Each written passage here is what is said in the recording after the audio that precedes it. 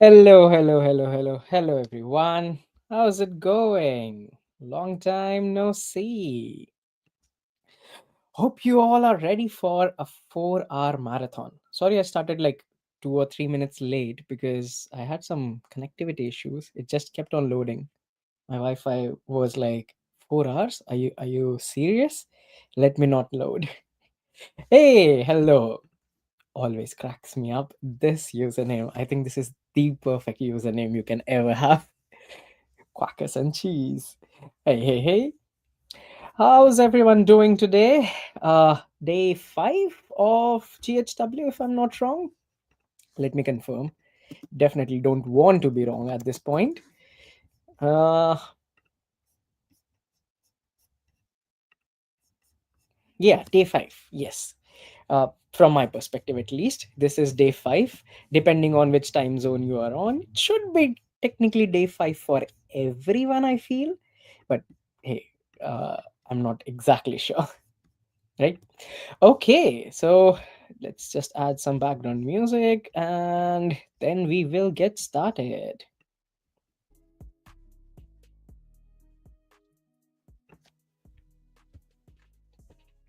Okay, perfect. Maximum brightness, background music, and we are all set. Just some light on my face. Yep, that's too bright, but okay, I'll manage. Okay, hi everyone. Hello, welcome to the part 5 of building your own Chrome extension. And what are we doing? We are building, as I said, a Chrome extension, of course. And this one is interesting because we actually got a bit of the project up and running. We actually added our own Chrome extension. We have stuff lined up to complete today. What is the idea of the project, if you ask? The idea of the project is to build something very similar to that, something that exists out in the market. It is called raindrop.io, and I'm kind of building a clone of it, but it is more developer focused. So at the end of session 4, what we completed was having our own backend, having a front end, which would be a companion website to our extension. We managed to add code from our front end over to our extension. And at the same time, I think we also added a bunch of other things like like some code changes, and then we created this whole dist folder, which is the build of our extension. And we also got, why is this zoomed out? Should be zoomed in. Yeah.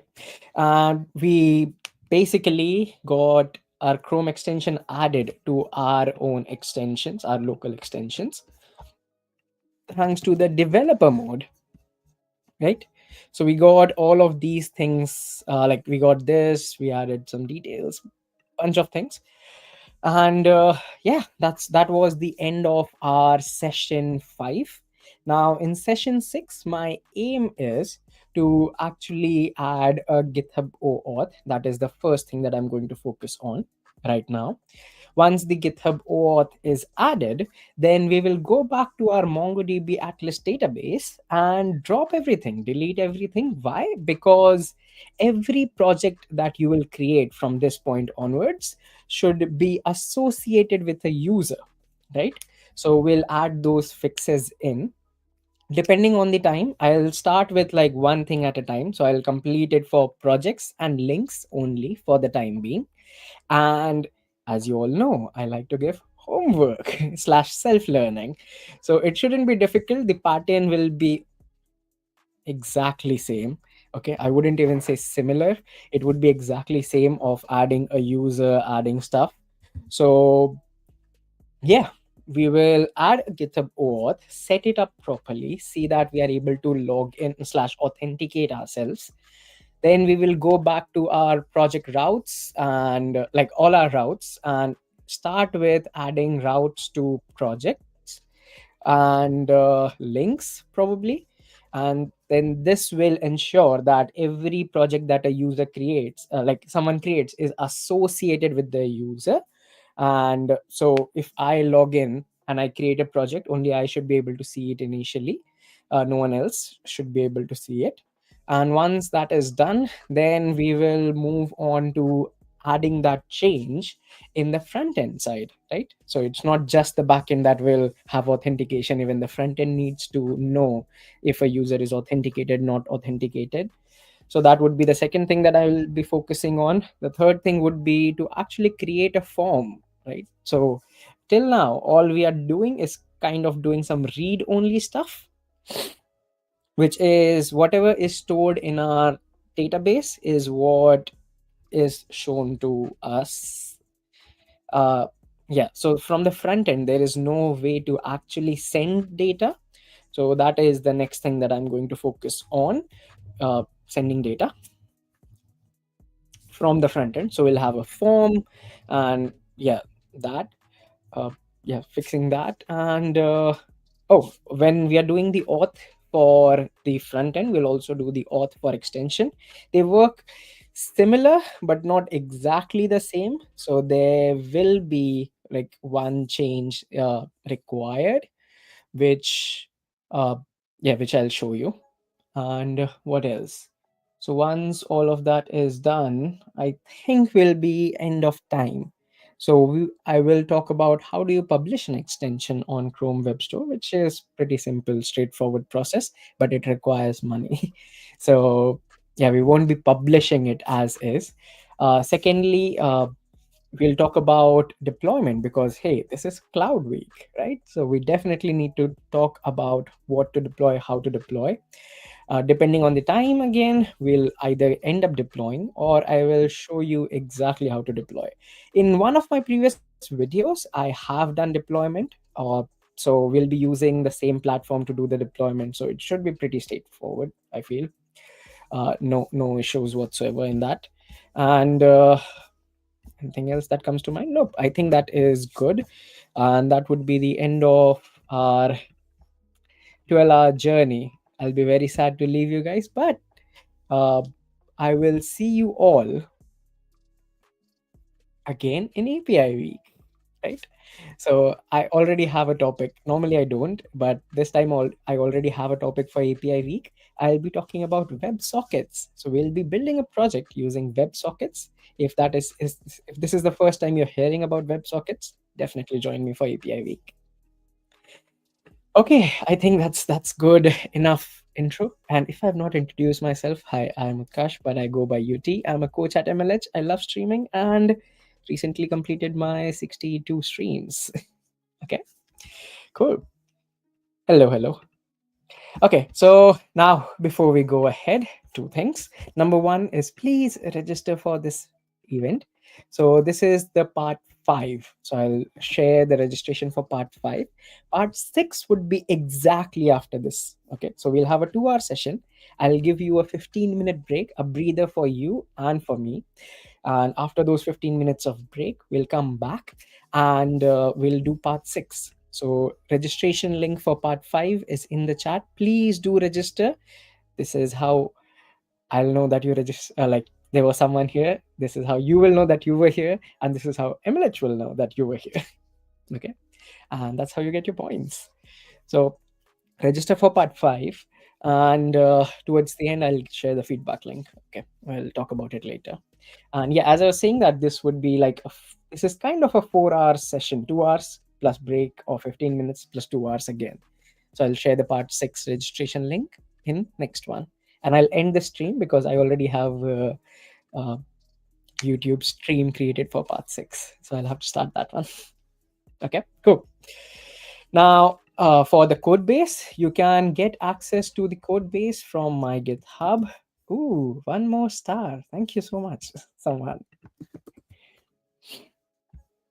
So you can get access to the whole code base, everything that we have done so far, by going on this URL on this GitHub uh, repository. And to you can do it two ways. You can fork this to create your own copy / manage your own copy on your own account, make changes to that, and also keep yourself updated.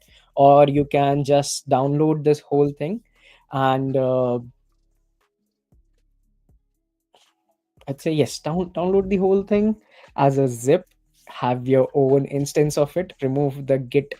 No, don't even need to actually. Yeah, just download the whole folder and then you make your own changes and push it to your own GitHub account. Uh, once you have this repository on your local machine, the way to get it up and running backend, you need to do npm install by going inside the backend folder, npm install inside frontend folder, npm install inside one stop extension folder. To start the backend, you will need to look in the package JSON, and you can start it by you doing npm run server.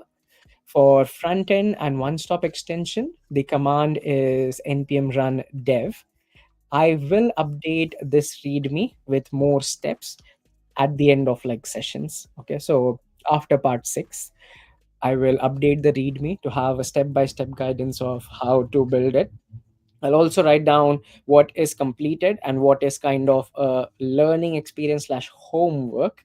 So yeah, if you find time, or if you want to send a pull request to fix any pending tasks, definitely do. It will count towards your open source contribution, I feel. So yeah, whatever is pending, you can send either a pull request, or I will complete it when I find some bit of time. But I would request you slash urge you all to complete it before I do, uh, just so that you get a learning experience, right? Cool. I've chatted a lot. Okay. And finally, we have a friend today in the stream. I have added GitHub Copilot. So you will see prompts. Normally, I don't, but recently I found it to be pretty amazing in one or two instances of coding. So I was like, you know what? Let me add Copilot to our stream today.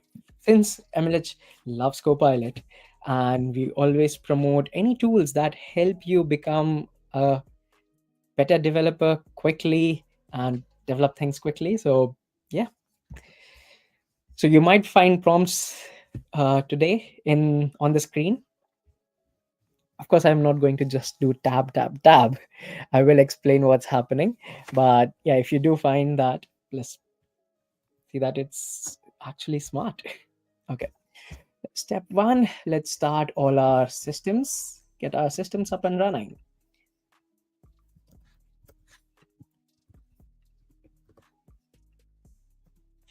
So cd into the backend folder, cd into the frontend folder, cd into the one stop extension folder, and npm run server. Okay, the server is running on port 5001 and mongodb is connected. Zoomed in a bit.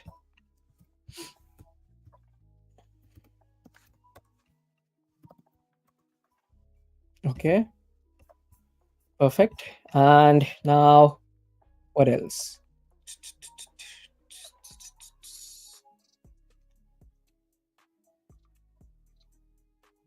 Ah, npm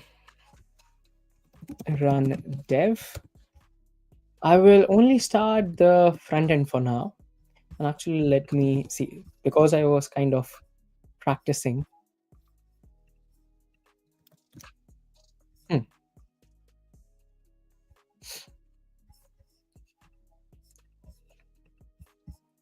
okay. So this is the end state of our project right now from the end of session 4. The only thing that has changed is the data actually. So, I was just fluffing around and like kind of experimenting around with a bunch of things. So I removed data, added data, and also because I was preparing for this session, you might not see the exact same data that you saw at the end of session 4, but that's okay. All we need to know is that when the user goes on the home page, they will see the list of their projects. And if you go into view details, you will see the list of all the links, QA, and anything and everything else that you want to add. Cool. So those were the two things that we had towards the end of like last session. And the same thing was in our extension. So this is the Chrome extension, which is currently talking to our backend, which is locally running. uh, the UI looks a bit different, but the data would be exactly the same. Okay, so now this opens, but there is nothing about uh, which user is this for, right? So that is the first thing that we want to add. We want to add authentication with GitHub, kind of like login with GitHub button on our page. So the first page that the user will encounter would be login with GitHub. Once they log in with GitHub, then they, for their user, all the data should be shown. Okay, so let's start from the backend. Okay, so in the backend, we will start by, so a few libraries that we will use for this.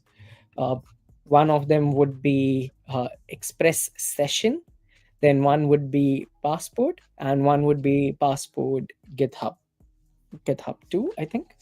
So you can find details of all these ones on npm.js. Let's start from there. So the first one that I said is express dash session.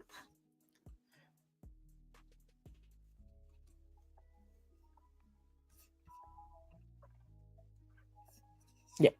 So it's a session middleware for Express. What it does is that when a user logs in, a session is created, right? That this is the particular user currently logged in, and we want to keep this user logged in for the time being.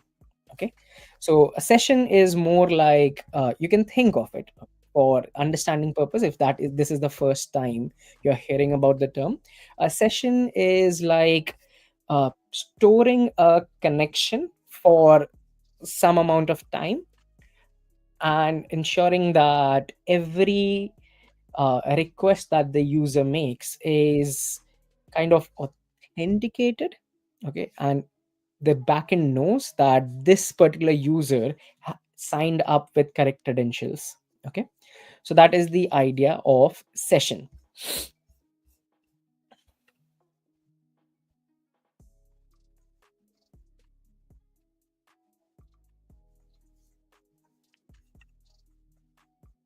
Okay, the second one that we will use is Passport. Now this is a pretty famous library, I would say. uh, an authentication library for Express like Node.js, and it uses like you can find all the details, but very simply, you can use this middleware to kind of authenticate with multiple platforms, just username, password, Facebook, Twitter, and more. Like there are so many. Now the one that we are interested is in GitHub. Okay, okay, so this is the newer version of GitHub. So I'm not going to dive deep into the details of, let's say, how does exactly internally Passport works right now, because we are short on time. But you can find the documentation and everything on their website. Towards the end, if we have time, I will talk about it. Hmm. Okay, so that's another library, and I also showed you the second part of it, which is the GitHub 2. Okay, so this one is for authenticating with GitHub. Cool. Now that we have everything set like in place, understanding in place, not everything in place, but understanding in place, let's install these libraries. So I'm going to cd into backend again. Oh, which I should come back and cd into backend. Yep. And what else? Now I need to install these libraries that I said. So one would be npm install. We need passport dash GitHub 2 and express dash session. Okay, So these are the libraries that we are installing. I will share this in the chat.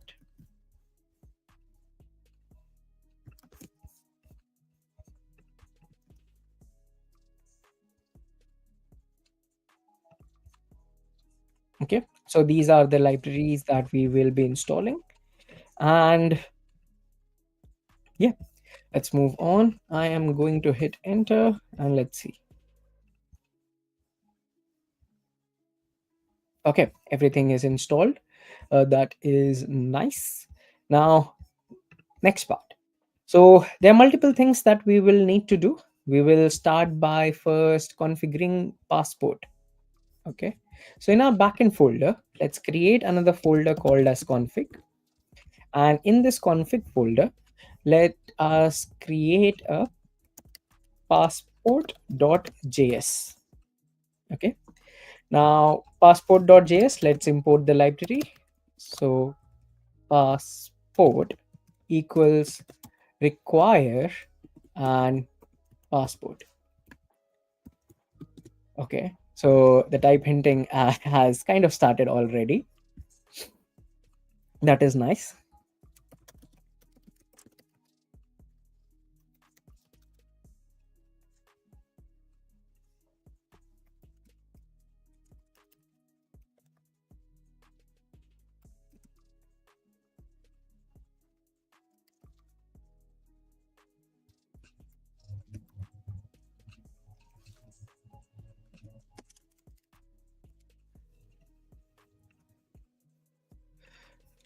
The next thing would be, sorry about that, const GitHub strategy, because well, we are interested in the GitHub part. So now this one, all these things, they kind of come from their documentation. So it's not something that I know by heart or something. We are basically just doing an import of their GitHub strategy and adding it. Okay. Hmm.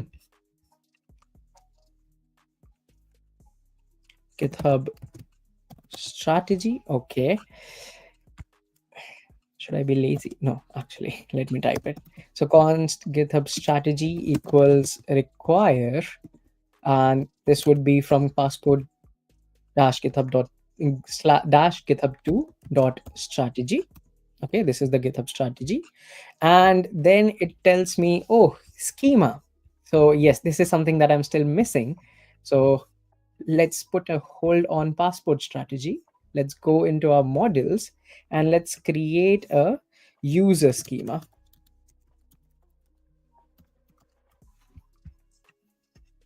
See, it is pretty smart. Okay, so user schema. What would be our user schema? What would our user schema look like? Now, our user will have a bunch of things, right? They will have a GitHub ID, they will have a username. Then we can also from GitHub take their display name, profile URL, the emails that they have registered, but this would be kind of optional. We don't really need this. Uh, and create it at. Okay, so this is the data that we will store in MongoDB on our side. So just remember that whatever you take from the user is what you're going to store. So const mongoose equals require mongoose. That's all we need. And then user schema is going to be equal to new mongoose dot schema. And as I said, we will need a GitHub ID. So this would be a unique identifier for every user. So it would be of type string and it would be required true and unique true. Okay, so this is supposed to be unique and this would be required, and this would kind of come to us from, like, once the user logs in via GitHub, then we will have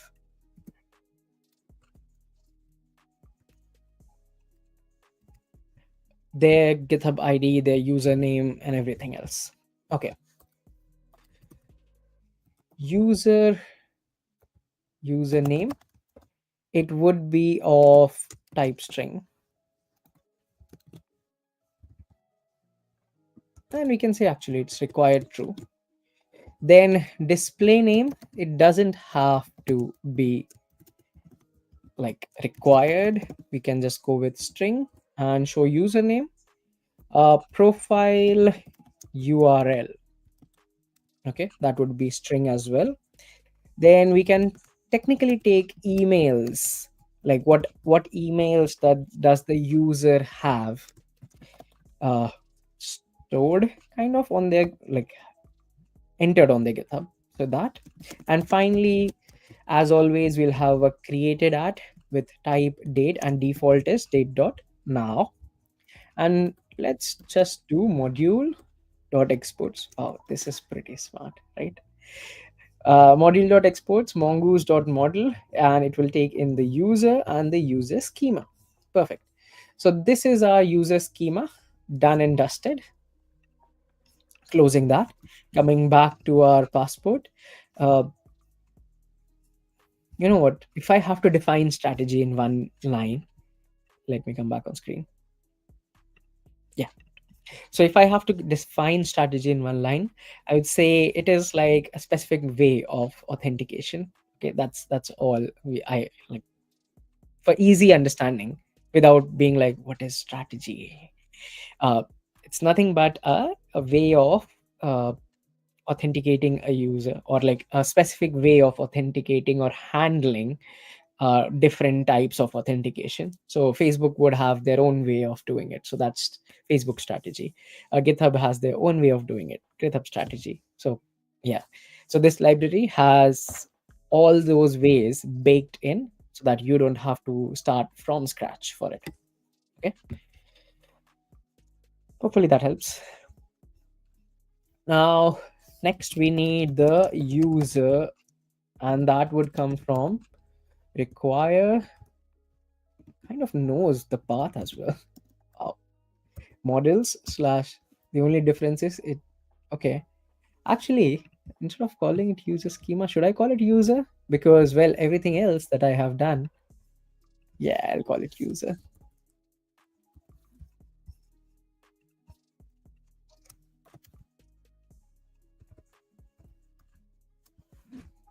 Okay, so that's our user schema done. And then next would be passport. So we'll call passport dot use. So this is what I'm doing. Okay, exactly this. So let me actually copy paste this first from the documentation, and then let's make edits to this. Okay, so passport.use, and then the strategy, new GitHub strategy, client ID. Now this will come from our env file. I'm not going to show my env file because that contains my MongoDB password, right? So it's sensitive, and it is yeah, I don't want it to leak. So we will do process.env.github underscore client underscore ID.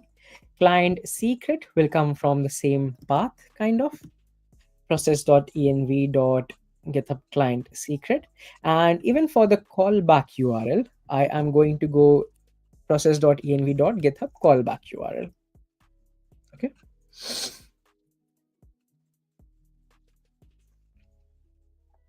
Okay, cool. So that's our callback URL done. And now this whole thing, I am going to do async function. Async function, access token, refresh token, profile done. And now I am going to wrap this thing in try catch. Actually, let me just keep this as a comment so that you can see where do we exactly use it. So try catch, okay, our favorite, we have used it a bunch of times before. We will say let user equals await user, that is our schema, dot find one. Okay, find one user where the GitHub ID matches the profile, which is here, profile dot id. So let user equals to await. So we are telling to find a user in our MongoDB database. MongoDB database. Does the DB not stand for database? Worth thinking about, right? It's Mongo then, just Mongo or Mongo database or MongoDB, not MongoDB database. Food for thought, char thoughts. Okay, so let user, okay. And if, wow, this is smart. If there is no user, in that case, we will say that user equals to await, not new, user dot create. So what are we doing here?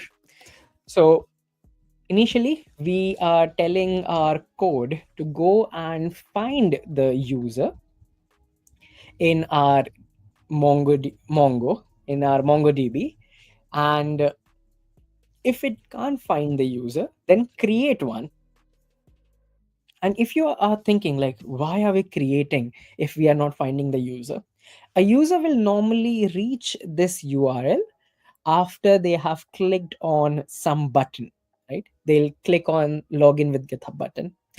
And the word says login with GitHub, which basically means that, oh, user already has an account on our one-stop extension platform, but they don't. So in that case, we will want to create a account for them, or like basically store their details. Like we'll go to GitHub, ask GitHub for their details. The user will see a pop-up or go on a new tab, and they will see a page where it says, do you want to authorize this app to read your GitHub ID, your username, your something, something, and the user will be like, yes, and that's how they will get created in our database. Okay. So user.create, and now we will go for GitHub ID, which would actually be the, wow, okay, let me just tab this for the time being and then I'll read through it. GitHub ID would be profile ID, yes. Username will be profile.username, okay. Display name would be profile.display name, yes. Profile URL would be profile.profile URL. And emails, now this is where it kind of made small mistake. We will say, okay, and it corrected it. Profile.emails.map. So if a user has multiple emails, like two or three of my, not two or three, one of my GitHub account has two or three emails, depending on what time I created them. I kept changing emails. So like it started with my personal email, then I went to college, and then I added my college email to it, when I, so that I could get access to GitHub student pack when I was a student. Definitely go for it. Amazing thing out there to help students. And once I left that, then I like changed it back to my personal email, so I have at least two emails on my GitHub. Okay. Yeah. So this, but also for the time being, frankly, I'm not going to take a user's email. We'll request for minimum amount of data that we need, and yeah, we'll request for minimum amount of data basically from GitHub about the user. The only thing that we kind of need is GitHub ID. Okay. Everything else is just extra addition. Next is return and done and error or user. So done without any error means error is null, and we have the user created. So this is basically copied from the documentation. And in the catch part, okay, inside the catch, we will have, uh, we can kind of console it, but also now this would be return done error and user is not created, so that part is null. So now you know exactly what we copied from documentation and what changes we made for it. Okay, cool. uh Now next is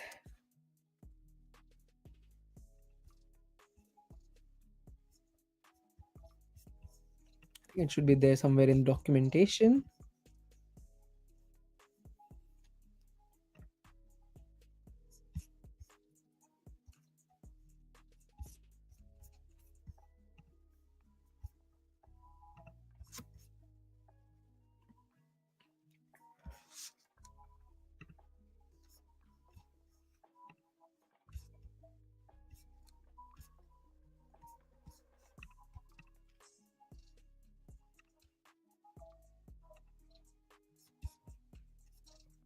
Okay, apparently not in here.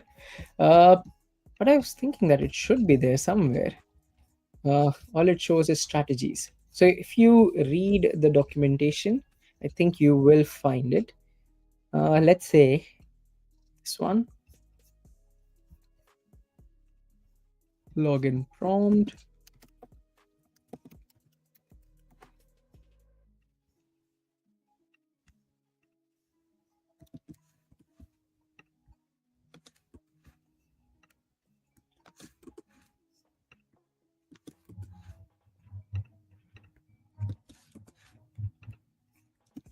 Ah, finally, yes.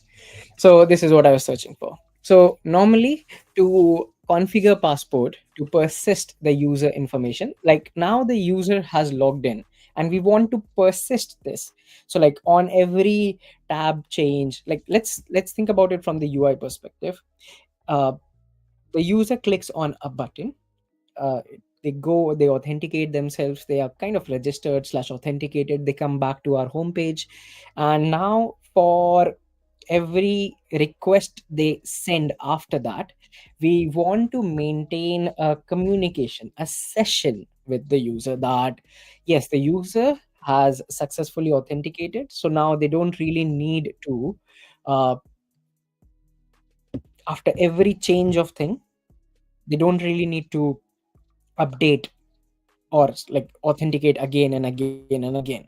So that is, this part is where that will be used, where you remember we added express session, so that's how I knew that we have to add this library, uh, because I read the documentation. So you can find the documentation is pretty sweet.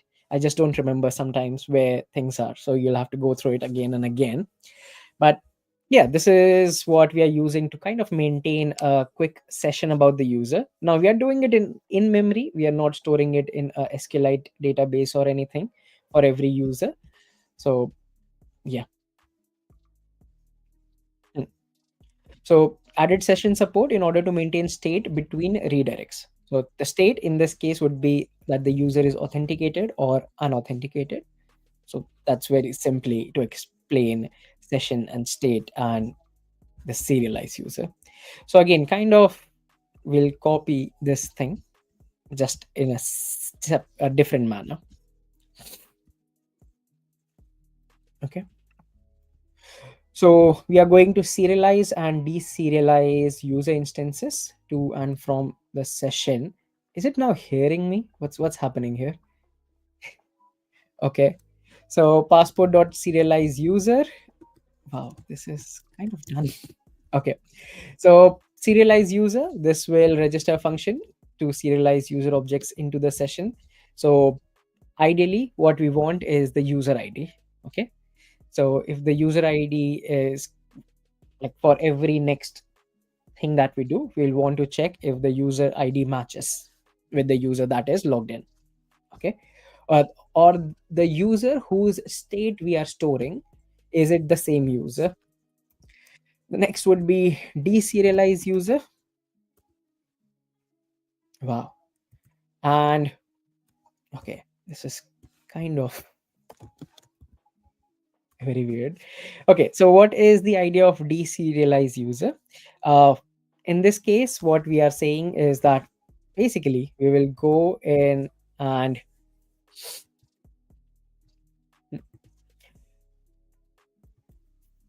yeah. So initially, when the user logs in, we will create a session. Now that session, this line says that create a session based on the user ID. Now, after that session is created, wait, let me come back on screen. So, yeah, at this point, okay, we'll start from here.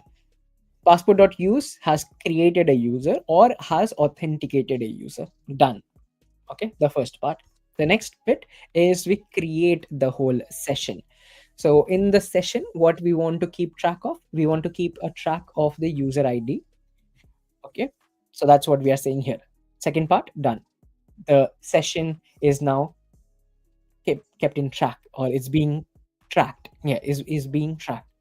Now the deserialized user, now this would be necessary for maintaining the session. So when the user logged in, their information was serialized and stored in the session, in the memory of our JavaScript, in the memory of our Express, whatever you say, uh, in the memory of our Express session library.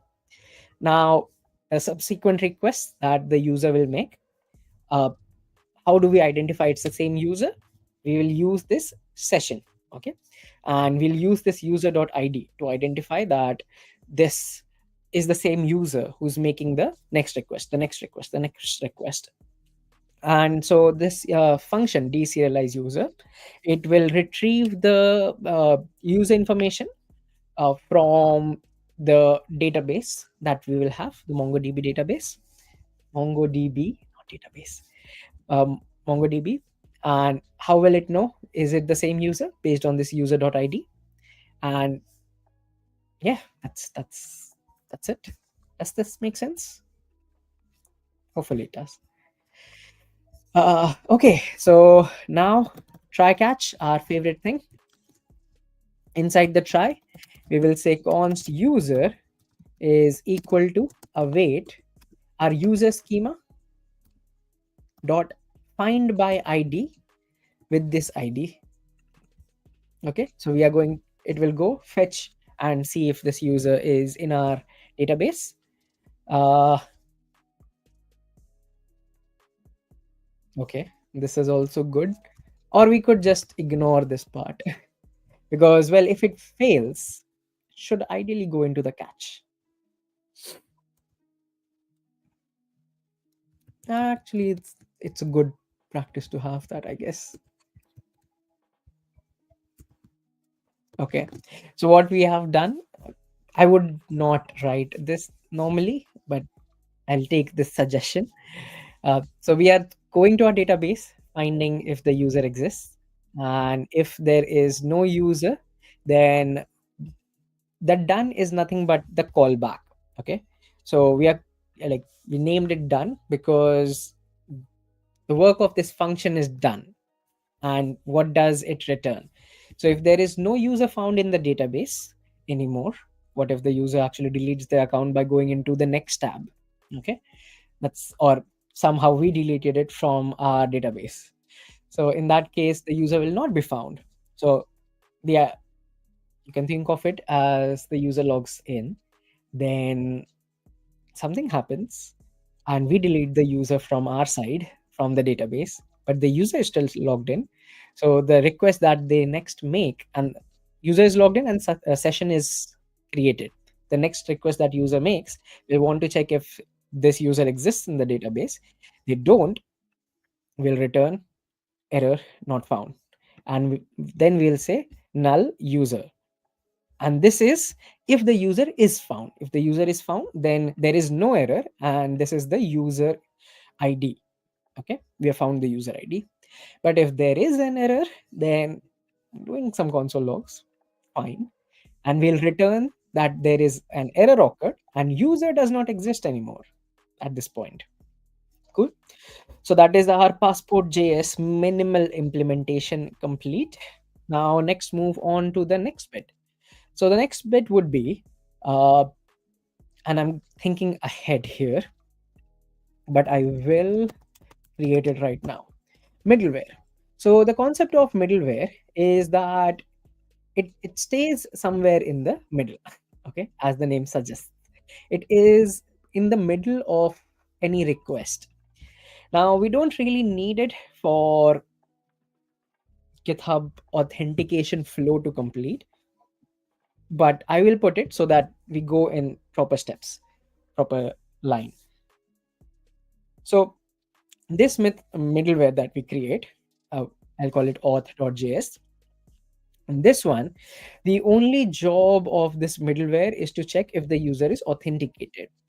And where will we use it? So the usage of this one will be all our requests. You remember, as I said, that every time once the user has logged in, now every project that we create, the user creates, every project that the user creates, every link that the user creates, every QA user creates, will also have code snippets. So every code snippet that user creates, all of those will need to be associated with that user. And when the front end sends a request that, hey, this user is trying to create this new project, this middleware will check if the user is authenticated at that point. If the user is, then that's good, and it will allow, doing the next steps.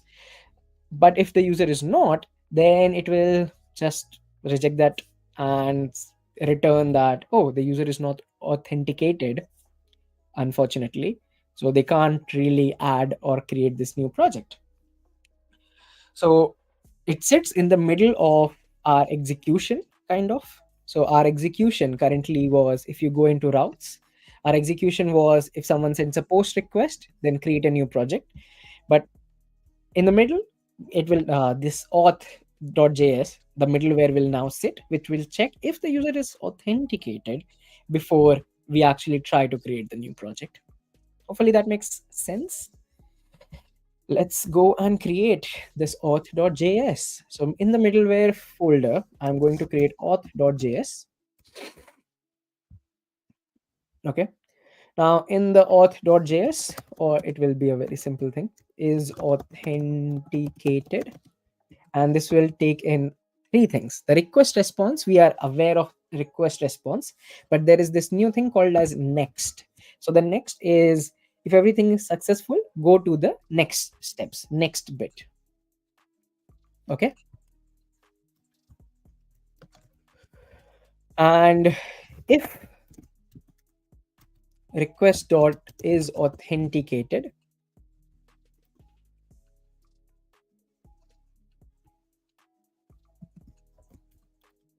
return next.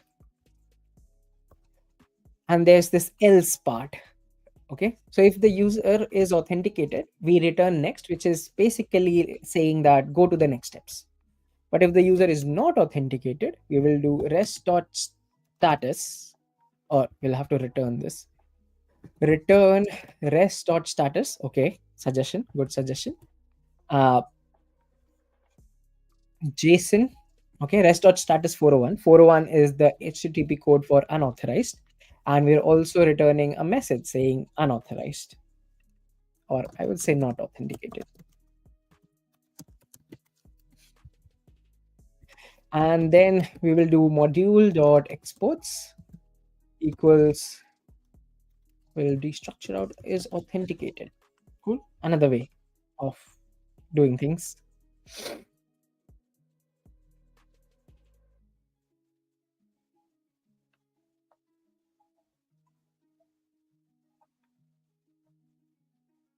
Okay, cool. Next one is, what else? What else do we want to do? Our schemas need to be updated. Yes, right? So config passport, added a middleware. Our schemas, these need an update. So now what updates am I talking about in this case?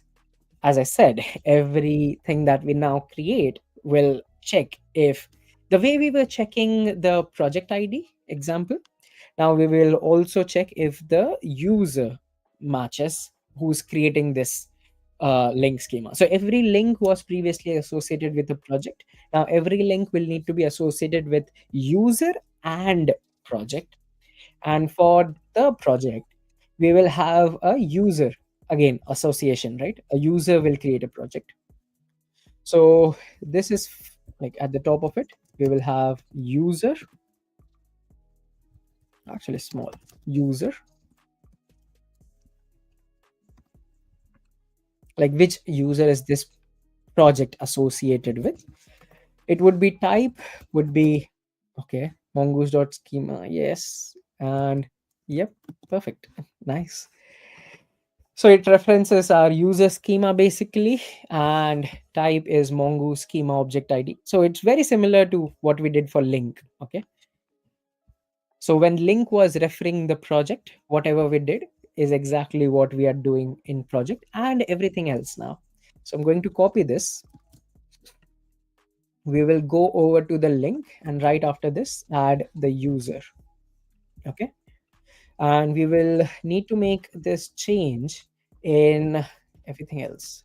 So QA will also need it. User will not need it, of course. So I think, okay, I think this was pretty simple, pretty sweet, pretty quick. Okay.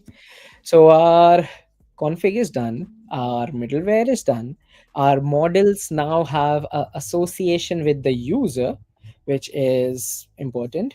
Next would be routes. Sorry, routes. So routes, I will start with auth route, auth routes .js. Okay, so our auth routes is basically all our authentication routes, and all our authentication routes are going to be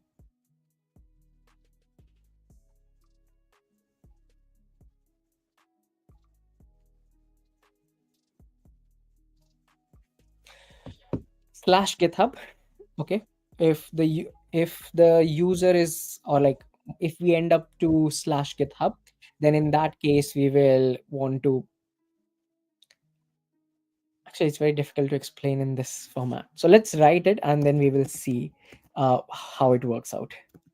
Cons express equals require express. Yes, perfect.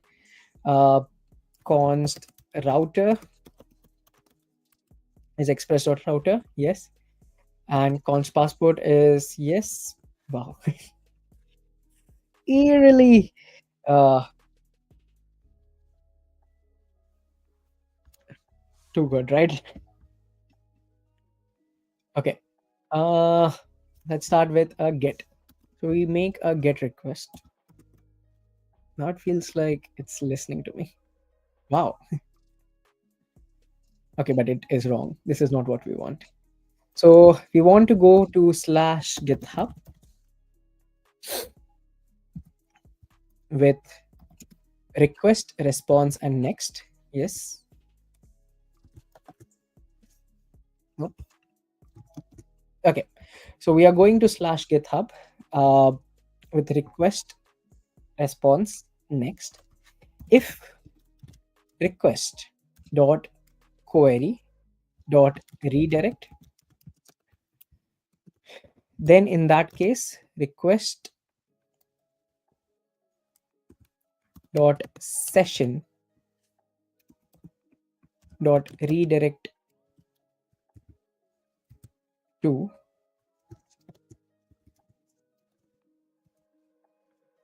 okay, and this would be just next. Nothing else that we need here. I'm missing something.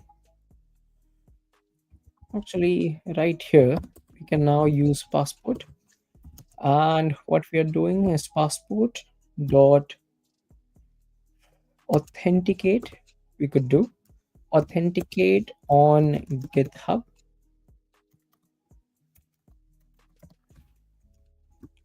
We can define a scope user dot email.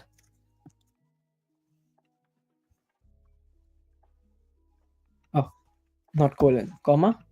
Scope is user dot email. Okay. So what we are doing. So this is kind of future proofing, and I know that we will need this because, well, I definitely tried it before and I failed. So and then I researched and then I found that, okay, this is needed. Okay. So the idea is that we will currently locally our front end runs on two uh, ports. There is the port 5173 and there's the port 3000, right? So, and but we have one server which is serving request to both those ports, right? So when we authenticate with GitHub, GitHub will be like, once the user is authenticated, where do you want me to send back the user? Which URL, which endpoint? And we want them to send it to the URL which had requested for this authentication. So if my front end, which is running on localhost 5173, requests for this authentication, then in that request, it will contain, or it should ideally contain, this redirect URL. Okay, we will try and add it. Uh, and we will say that, okay, I want to be redirect. Like, we will give it to GitHub. The user is logged in, and then we'll tell GitHub that, okay, redirect back to one endpoint, and then we will kind of handle that. Okay, now we'll need to create a session based on where the user is now getting redirected to. If they're getting redirected to 5173 port front end, then create a session for that. If the user is getting redirected to 3000, the port 3000 front end, then create a session for that port. Okay, session is like maintaining a rope, a line, a thread, basically. Yeah, a thread. uh, okay, so that is the idea that we are using here. And the scope of user email is that,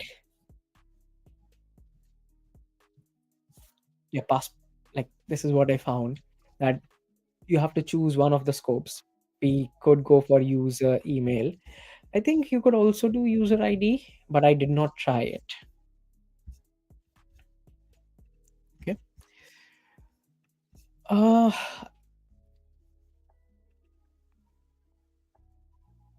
don't think it's called user ID. It's called GitHub ID, I think. Not sure. So scope is like, against what, like which scope do we want to access slash have. The next one would be the callback. Now this is interesting. So we will do slash GitHub. Okay, now it's getting pretty smart. Okay, I think there's like only one way to write it depending on the documentation. So this is the URL that the user will hit. Okay, so this is where it will go, authenticate, and come back.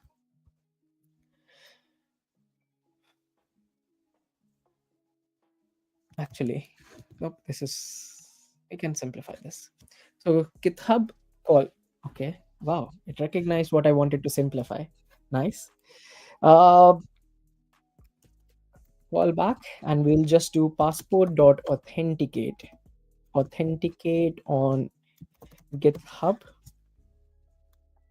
Okay, the GitHub strategy, and failure redirect. Okay, if the user fails, then go back to slash the home page.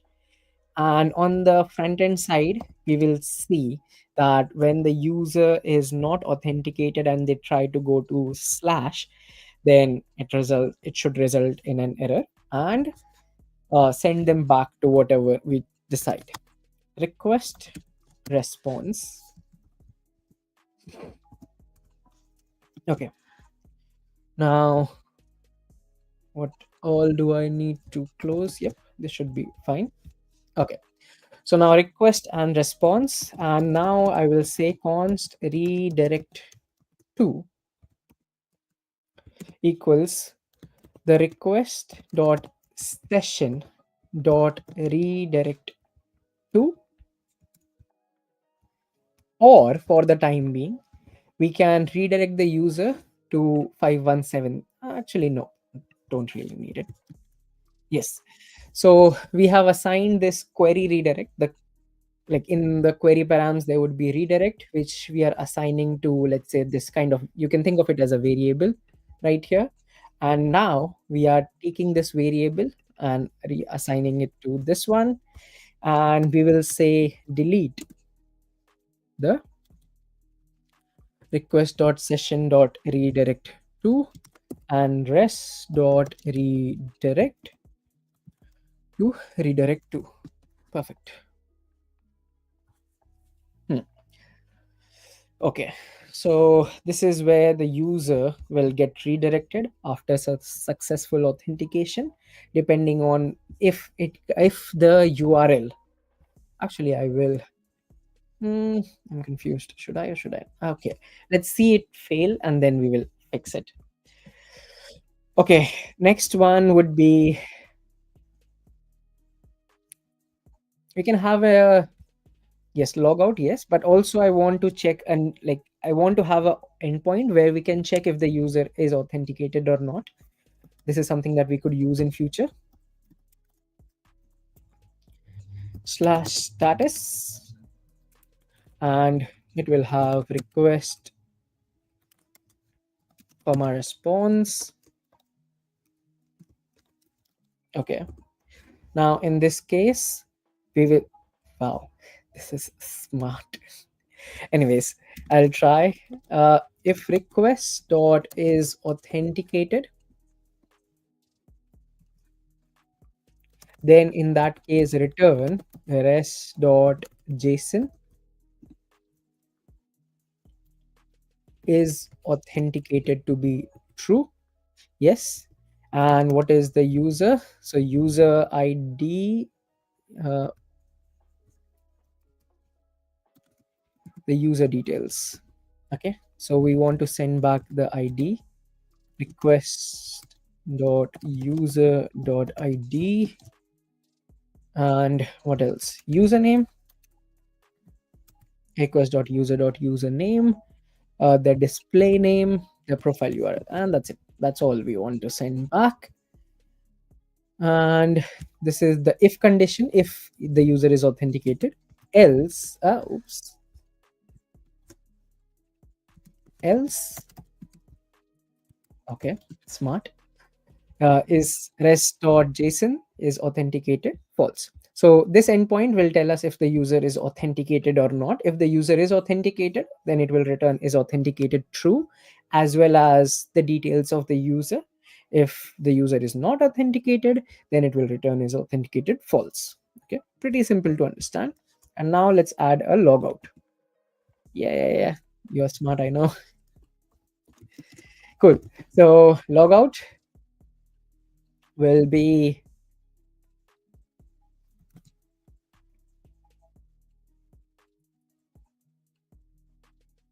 okay, this is convoluted. So let me try. So request dot logout, and we will give it error if error happens. In that case, what we want to do is if error, then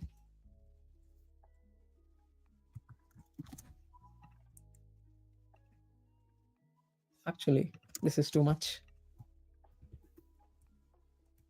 Okay, if there is an error during logout, console logging that error. But what happens to the user? It will go to 500 JSON, and message would be whatever is the error dot message. Or let's make it user friendly. Okay. Now, ideally, we should still log out the user, I feel. So we could improve this for later. And we can just say success. Whoop, success true. Okay, that's all. And finally, let's do export this router. So this one was pretty heavy, right?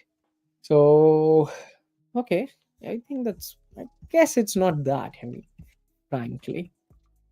Uh, Now we have to go over every other route. I'll start with project route. Now in our project route, you remember the is authenticated middleware. So let's add that middleware to ensure that every request that we make is going to check if the user is authenticated. So const, okay, yes is authenticated. Yep, true. So from middleware slash auth, we are returning is authenticated. Another way of basically uh, importing things, right? Destructuring it. Now create a new project. Router.post, go to this, but also check if the user is authenticated and then do async request response. And inside the try, we will do await project.create. It will take in whatever is the body, and actually we'll have to wrap it. So take whatever is the body, but also the user would actually be the request.user._id. This underscore id is thanks to MongoDB. So this happens. Okay. So this middleware, since our middleware code actually says if the user is authenticated, return next. Basically, go ahead. Else, it will return this, and the user like this will fail. Okay. So this and rest.status 201.json, yes, catch any errors. Perfect. Now, when we try to do a get all projects, again, we will do is authenticated and async. Perfect. Then what else? This is fine. Try projects. Wait, project.find. Now, find will take in something. So I think we had done this at one point somewhere. Find was, yes, taking a query, right? So it was taking something in. So similarly in here, we will tell it find a project, like find all the projects actually where the user is actually the one in the request dot user dot underscore id. Okay, so find all the projects of this particular user and then sort it. Okay, and this is fine, this is fine, this is fine. Yep, perfect. Now get a single project. Now we want to get a single project by id, but again the user needs to be authenticated. So is authenticated, then async await, yes, this is fine. Try project await find by, hmm, we can change this one, find by id. What we want to do is actually find one project, right? So router.get slash id uh, is authenticated and then find by id, but just before this we'll need to do a find. So I'm not sure, find will it take in?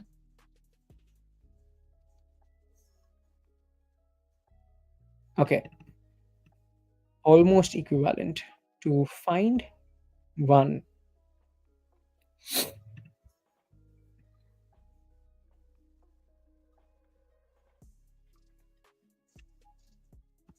So can I do this thing?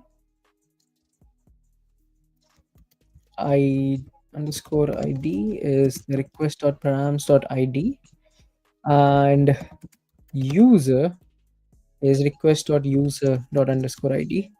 So find by id, but this one takes in only id, so I'm not sure if it will actually work. So you know what, let me do find one.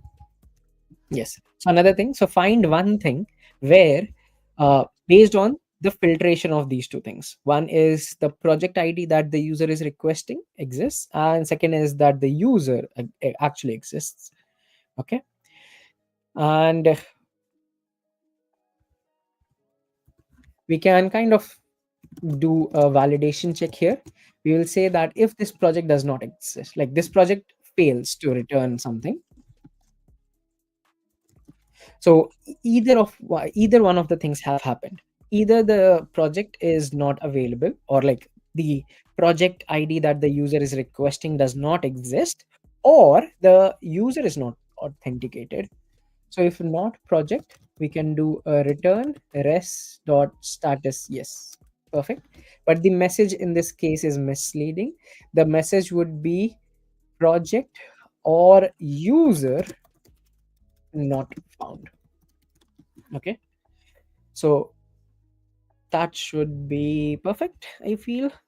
And else, this will return the project that was found, catch any errors, update a single project. So the put will again uh, is authenticated. If the user is authenticated, then in this case, try project uh, updated project, whatever is await project dot find by ID and update would actually first be, actually I'll have to create, yes.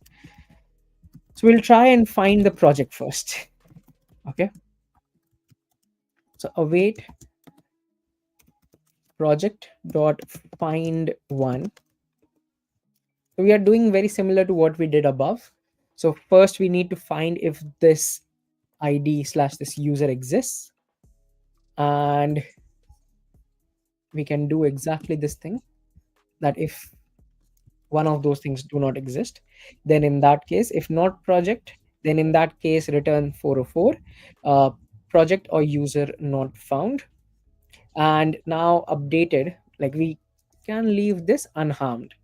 So const updated equals await project dot find by ID and update request dot params dot ID body and new true, and yeah, perfect. So we did not have to change this one. All we did was add an extra thing to check if this project exists or if the user is valid. Okay. And similarly for delete, not anyone can delete the project, only the authenticated user or admin user, which is us, can delete it, right?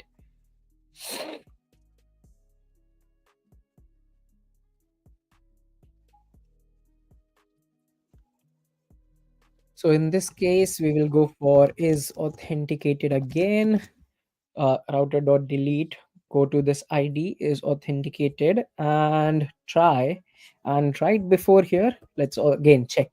Okay, yep. Now you kind of understand what we're trying to do, right?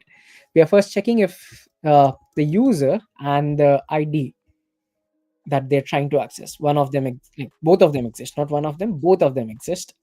If they don't, then we return 404 error, project or user not found, and then we do the delete project dot find by ID and delete. This is the ID and the JSON deleted successfully and done. Okay, perfect.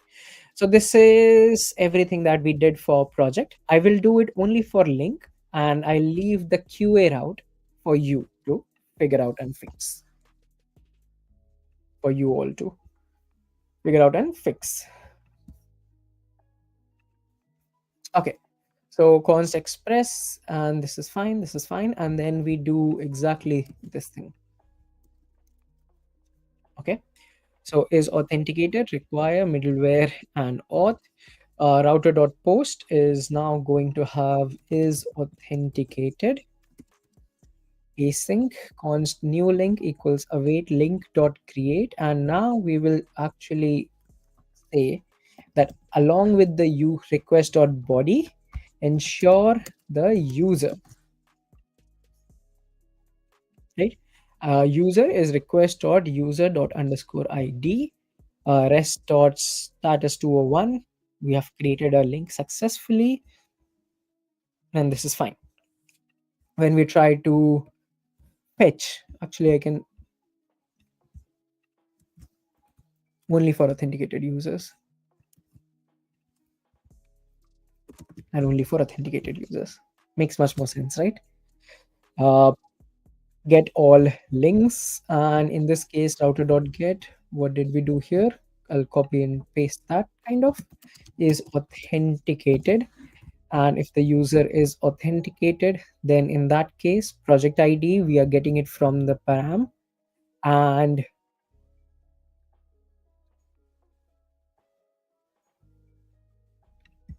this thing can actually change. Now we will say that it needs to be user, for this particular user, get everything. And if the project ID does not exist, oh actually if the project ID exists, then in that case,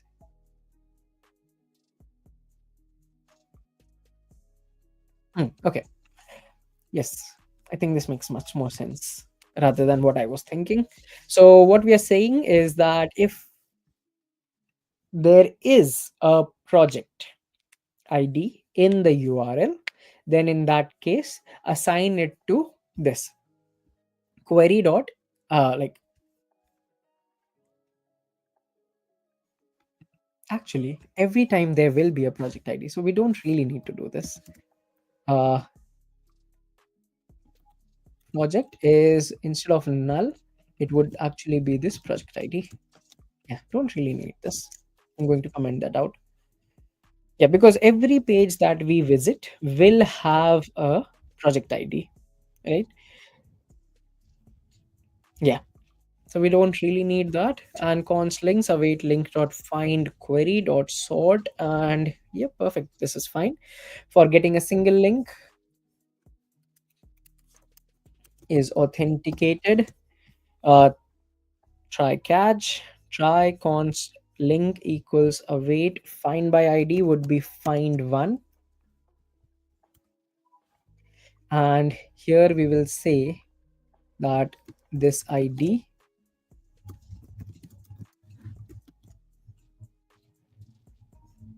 is this one and the user is this.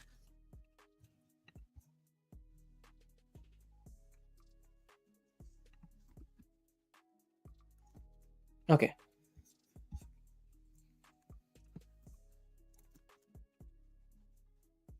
cool. So link is this thing if there is no link. So if not link, then this link or user not found 404, else return this. We can update the single link and also the yeah, update the single link. That would be the put. It should be pretty simple similarly, and the delete should be pretty simple. I'll leave that because how much time? I'm running out of time. I have half an hour and I really need to want to finish at least this first bit. If not the front end, at least the back end should basically be kind of, actually even the front end can be done very quickly. So config, middleware, auth, routes are kind of done. Uh, any remaining ones, so link route and QA routes is incomplete. Project routes is done. Index.js. Okay. So now in index.js, this is fine, this is fine, this is fine, this is fine. So everything. Uh, const session equals to require express session that we download, that we added in our library, and const passport equals require, but not passport as a library. We have it saved in a file, right? We have a configuration saved in this file, so we'll use that. Project routes, link routes, QA routes, and now it will need a new route, which is auth routes. Okay, auth routes, yes. So now we initialize the app, start like define the port, app.use. Now in course, for the purpose of security, we can now say that only allow requests from these specified origins. Okay, so only if the origin matches http colon slash slash local host colon 5173 where our front end is running, or if it matches http colon slash slash localhost 3000 where our extension is running, then those will be allowed. Request to this backend from any other would not be allowed. Okay, so this is uh, so this is the additional usage slash one step beyond what we were normally doing for course, which was allow requests from everywhere. No, we'll only restrict the request depending on uh, where the request is made from. Yes, so this is fine, this is fine. Why is this crashing? Requires a client ID option. Okay, I'll fix that, I'll fix that. uh, Yeah, this is fine. And when then we connect to the MongoDB database, because well, inside the database is how we will know which user to create slash check for. And now, uh, please note that the session middleware will come before passport.initialize that we will write. So, like, this order is important. We create a session before we start doing authentication or creating using the strategy of logging in with GitHub. So app.use, and inside this we will call the session library that we have. Now this one needs a secret. Okay, it has added a bunch of things. Resave false, save uninitialized false, and how long do you want to store this? So max age, I am going to remove this one for the time being. So this is the session secret is session secret key, let's say. So this is a secret key, a random string of letters, numbers that we will create, which will ensure that our session maintains its integrity. Okay. And then before all the, okay, yes, we want to do exactly this, where we want to use passport.initialize to initialize our passport session, and app.use passport.session. Perfect. And then all the routes come in. So once everything is done, and finally we'll have another one which is app.use slash API slash auth routes, or even actually not API, just slash auth. Okay. And yep, this is all our routes. Now we need to, if you remember, we have created a bunch of process.env. So there is the session secret key that we want to add. Then what else? We have created a bunch of things in the this one, GitHub client ID, GitHub client, oops, GitHub client secret, and GitHub callback, oops, GitHub callback URL. Okay, so these are all the things that we need to populate. So secret key could be anything, like you can type in any random characters, numbers, anything. Just keep it as random as you want. uh, Ask your cat to sit on your keyboard and just go tap tap tap. Okay, so that's how you'll create your session secret key, which will be very secret. The GitHub client ID, the GitHub client secret, and the not GitHub callback URL. The callback URL is us. Okay, so this would be actually HTTP in our case. Yes, exactly this. It would be HTTP colon localhost 5000 slash auth slash GitHub slash callback. So slash auth is because in our index.js, that is what we have said, slash auth. And then the other slash is defined in our auth routes slash GitHub slash callback. Okay, so that is our callback URL.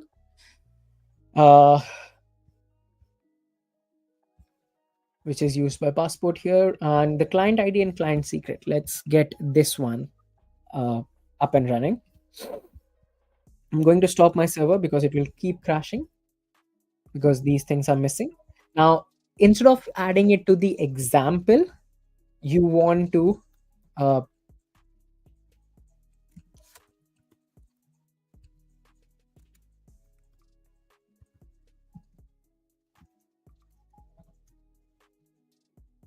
okay, yes, perfect. This is what I wanted to say. So now I'm going to copy this, paste it in my .env file. uh, but these two things we'll need to first get it from GitHub. I'm going to change my secret. The callback URL will remain the same, but I will do it after taking this out of screen slash stream because, well, it's supposed to be secret.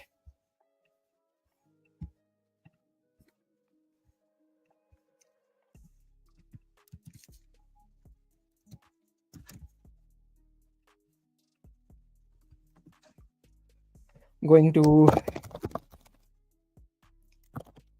yes, a very secret random thing. Client ID is empty for the time being, because, well, we don't have it.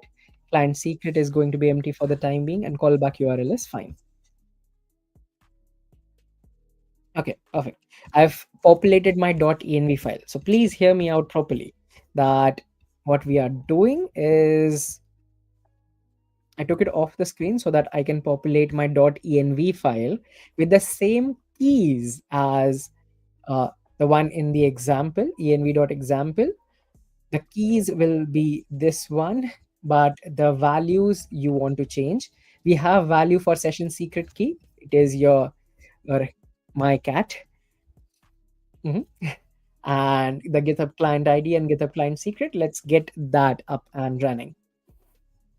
So to get that, we will need to visit, like everyone visit their own GitHub, go into your user, go into settings, scroll all the way to the bottom, and go into developer settings. So, well, I tried to create one before, so that's why I have one stop extension v1. But now for you, you will try and create a new GitHub app. Give it a name. I'm going to give it one stop extension v2, and this would be one stop Chrome extension built as a part of GHW Cloud Week. So we went into our user, then settings, and from there we went to uh, developer settings, which is like on the left panel. It's the last option. The homepage URL, the full URL to your GitHub apps website. Well, technically we don't have one, so this would be localhost for now. HTTP colon slash slash localhost colon 5173. Okay. Identifying and authorizing users. Now this one is interesting. So identifying and authorizing users, what we are saying here is that where will the callback URL go to? What should be callback? So if you remember, it is this thing. Okay. So localhost colon 5001 slash auth slash GitHub slash callback. That is where it will understand what to do.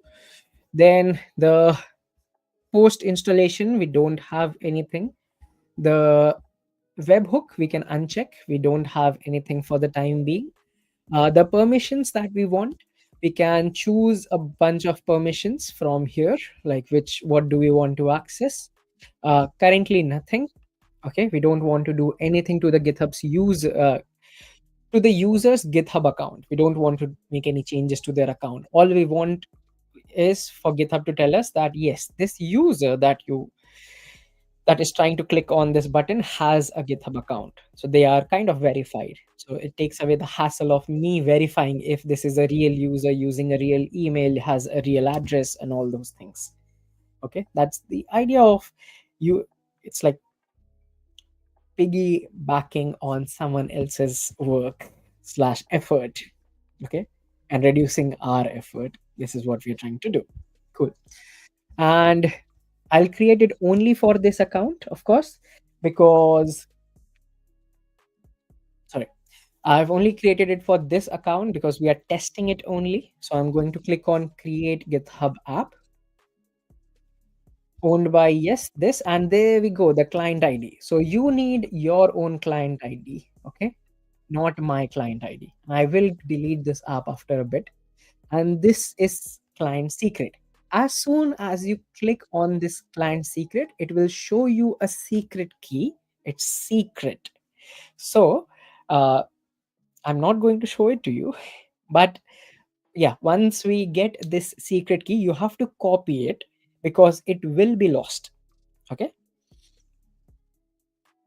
So yeah, we need to copy this one. I'm going to take the screen away from here.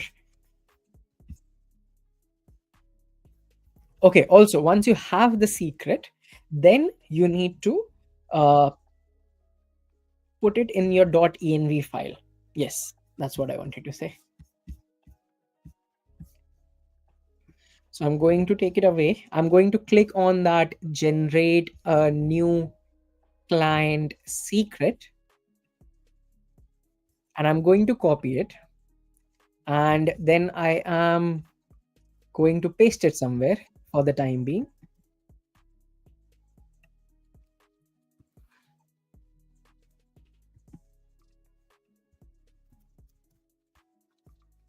I'm going to come over to my example, and I'm going to paste only half of it because uh, I don't want it to be shared. But this is just to show you that how it will look like. And now I'm going to take this away from the screen. I'm going to go over to my .env file, and I'm going to paste it there. So I have put in my full secret, and I have also added my GitHub client ID. So now I have the following things in my env file. I have a port number, I have MongoDB URI, which has the MongoDB URL plus a password. It has the app name. It has no, sorry, not app name. It has MongoDB URI. It has session secret key. It has, yes, GitHub client ID. It has GitHub client secret, and it has GitHub callback URL. All these things. And now I'm going to close that one. Going to close this. I'm going to get this back on screen. Okay. Any questions, anyone so far? Uh,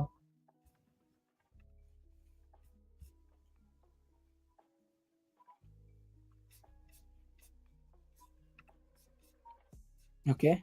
I think I'm explaining it too well. Perfect. So now that every uh, env variable is set up, let me get my backend up and running again. And app crashed. Passport.initialize is not a function. What?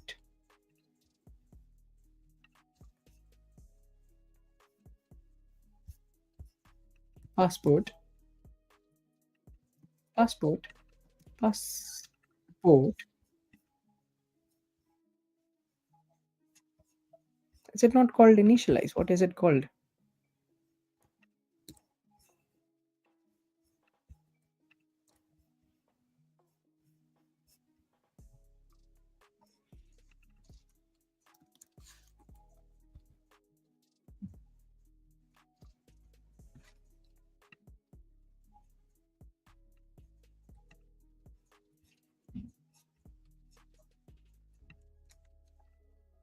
Passport use. I did not export it. No wonder. It's like what? Okay. Yes. And now if I go in here, yes, perfect. I think that's fine. Okay, perfect. Got it. npm run server. Yes, server running on port 5001. MongoDB connected. This is good. This is great actually. And what else? Well, there's nothing else here. Now we need to go to our front end and do some magic there. So for the quick testing, before we end this session, for quick testing, what I can do is go on in my front end folder, source, and in source, I can go to app.jsx, and in app.jsx, I can let me see what would be the quickest. The first page that comes up is project list. Okay, so I'm going to go into project list, and right here let me add a button. Okay, and in this button I will say very simply login with GitHub. Okay, but on click of this button, what should happen? On click of this button, we want to direct the user slash redirect the user somewhere.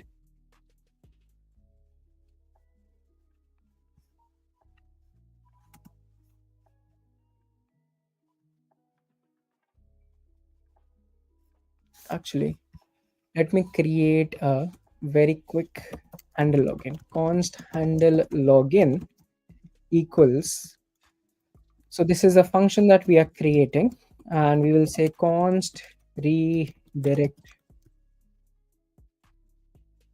URL equals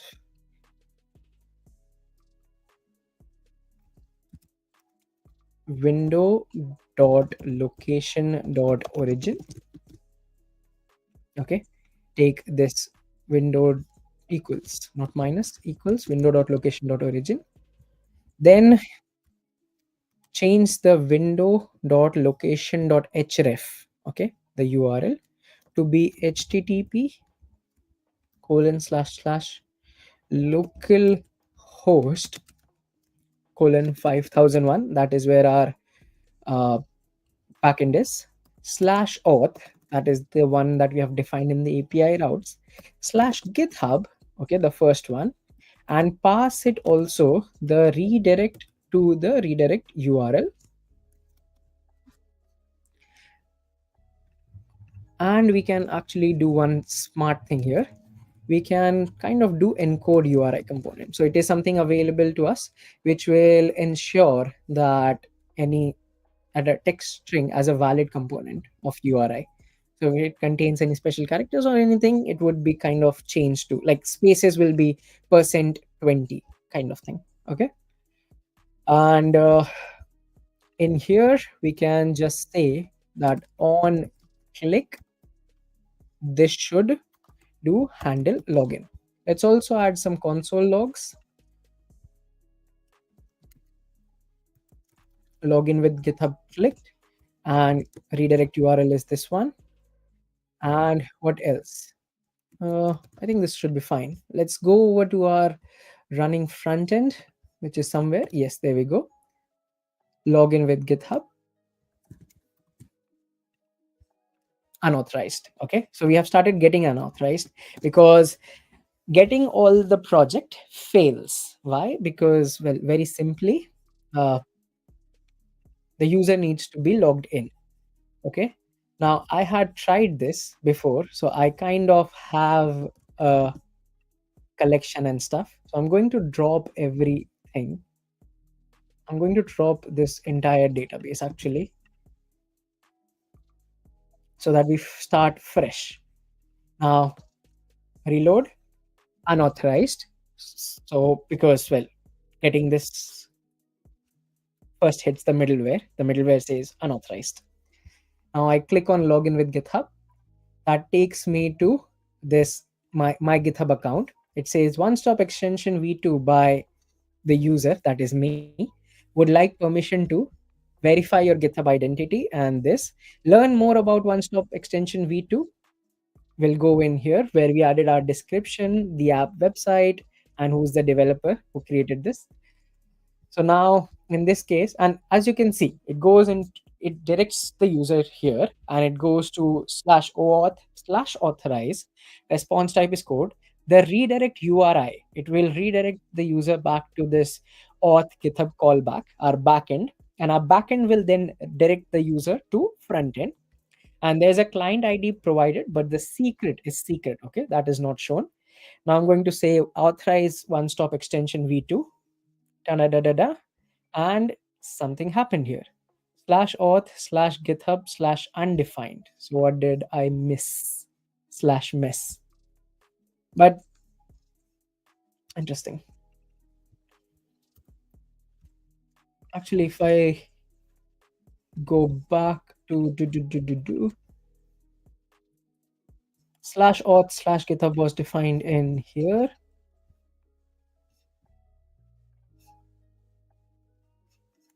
Okay, for the time being. So if this is available, then this, or else 5173. Perfect. So I will need to shut this. I'll need to shut this. I will need to shut this. And let's try it again. npm run dev, npm run server, localhost 5173, clear empty cache hard reload, Okay, failed. Login with GitHub. Why is it returning undefined?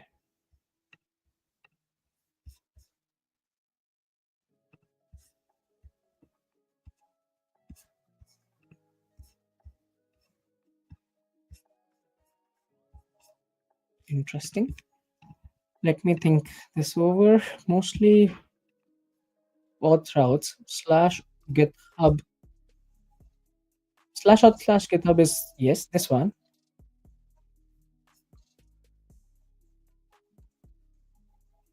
Do I really need this? No, not used actually.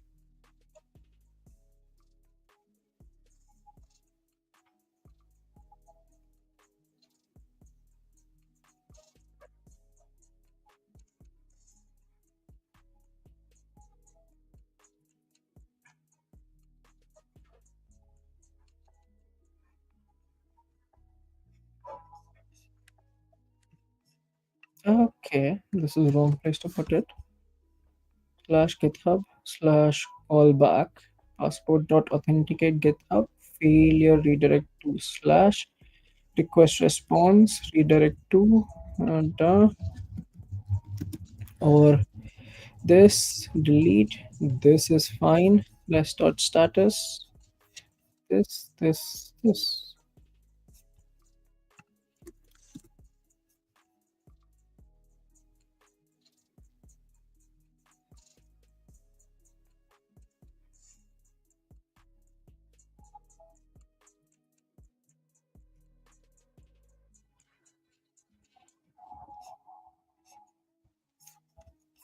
Technically this should have worked.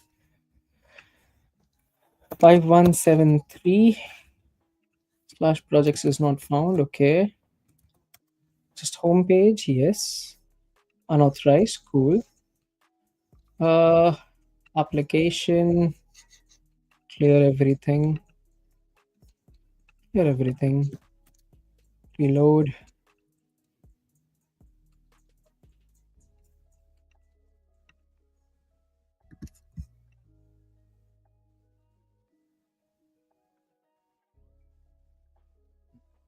Okay, what's happening in our cluster? It does create everything. Oh, it is done. I wonder what. So if I delete everything here, drop it, and let's reload. So there is no user. uh Now it should not go on to that add request, which is fine because this one is unauthorized. Click on login with GitHub, and okay, finally there's an error. User not found. Oh, because ideally what I want is to force it to go to GitHub again.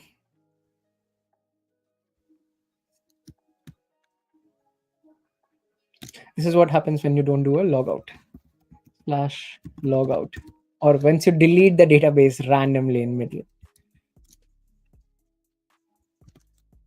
Okay, I think I'll have to physically add everything. Pro tip: do not delete databases in the middle of testing, because once you do that, this is what you end up with. So what I could do is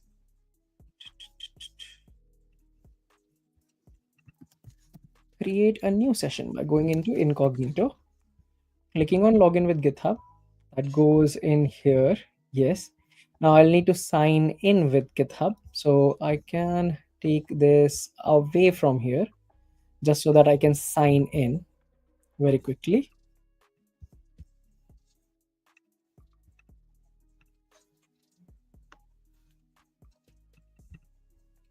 I'll sign in with my second ID.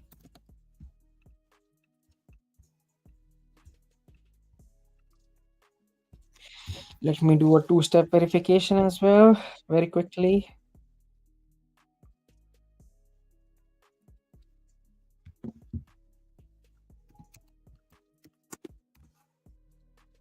Okay. So now I am getting this, which is it's trying to authorize slash authenticate me. I go, yes, please. And there we go. It has completed the whole flow. Okay. It actually was able to authenticate me and do something after that.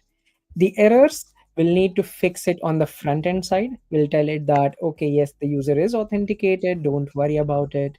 Uh, Stuff like that. But also, our database should now have a user created. There we go.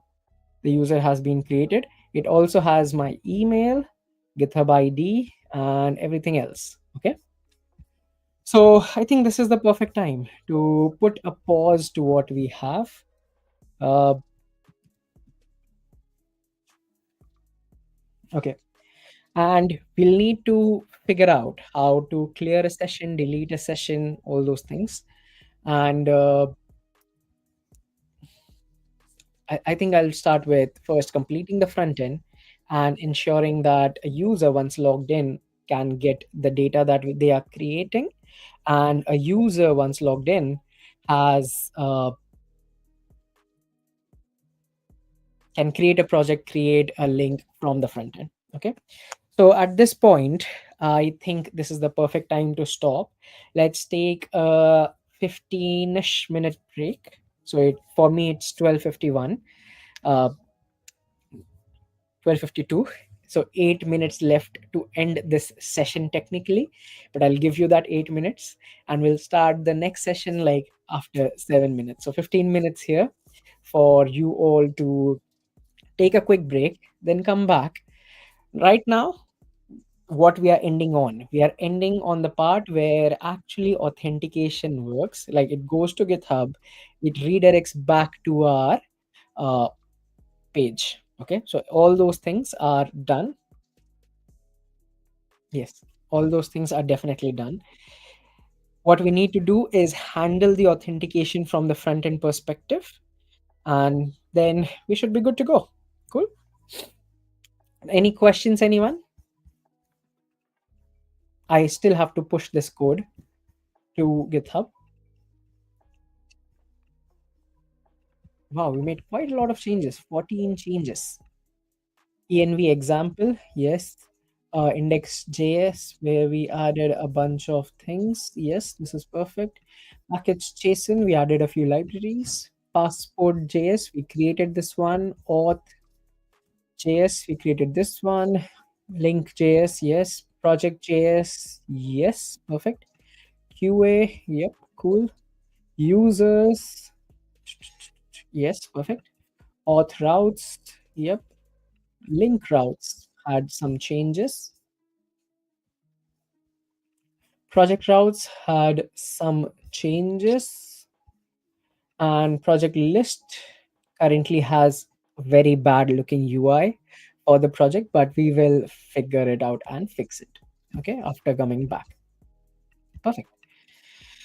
Let me just push all of this.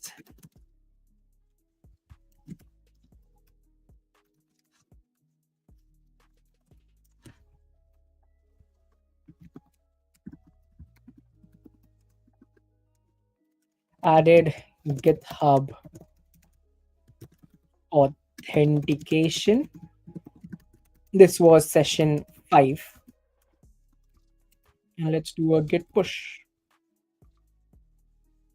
Okay, so now you should actually have all the code that we wrote in this session for the authentication part of it.